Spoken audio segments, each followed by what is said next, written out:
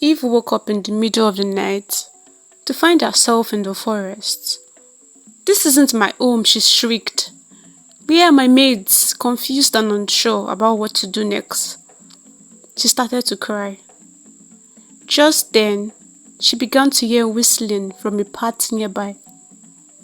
This made her cry even harder, as she was sure she was about to be killed. "Are you okay?" she heard a raspy voice say. She moved her head to see who it was talking, and immediately, her usually sharp tongue had no words. In front of her was the most beautiful man she had ever seen. "Divine, are you okay?" he repeated. "Divine?" Eve repeated. "Who is that?" "Stop playing around," he smiled. "I've been looking for you everywhere." "Did you get lost?" he asked with concern in his eyes, stretching his hands towards her, and for a minute, she accepted to be Divine. As she held his hands, trying to stand up, for the first time since she woke up, she realized she had hurt her legs. The man, whom she still didn't know his name, saw she was struggling and carried her on his back, using one hand to support the lantern he was holding. They arrived at a humble-looking hut, and Eve's good mood, caused by being with this handsome man, faded. "I can't stay here," she said, about to burst into tears again. "Did you hurt your head, Divine?" he asked, trying to touch her head. She hit his hand away. "Not that name again. My name is not Divine. I am Eve, the daughter of Chief Isime, the wealthiest man in Ami Kingdom." As she said this, she stared at him, waiting for him to attempt disputing her identity. He was silent for some time, and Eve was so sure he was going to remain silent the entire night. "Eve, the daughter of Chief Isime, died today, sis. You know this?" "Died?" she repeated. "I can't be dead. If I'm right here." As she said this, she moved closer to a bowl of water to stare at her reflection, only to be met by a different face. The shock in her eyes convinced the young man that she was not playing around.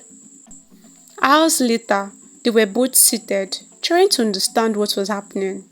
"Your name is Olakunle, and Divine is your sister," she said, waiting for his confirmation. He nodded. "You are orphans and live here together, and my real body is dead." "That's a lot," she sighed.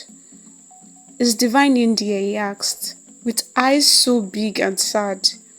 Eve could not get herself to break his heart, so she pulled the biggest smile she could muster and said, "Yes, she's definitely in here." She couldn't understand why she lied, only knew she wanted to see him smile. Days went by, and Eve had tried so many times to enter her father's compound, explaining to the security she needed to see her father, Chief Isime, and her mom.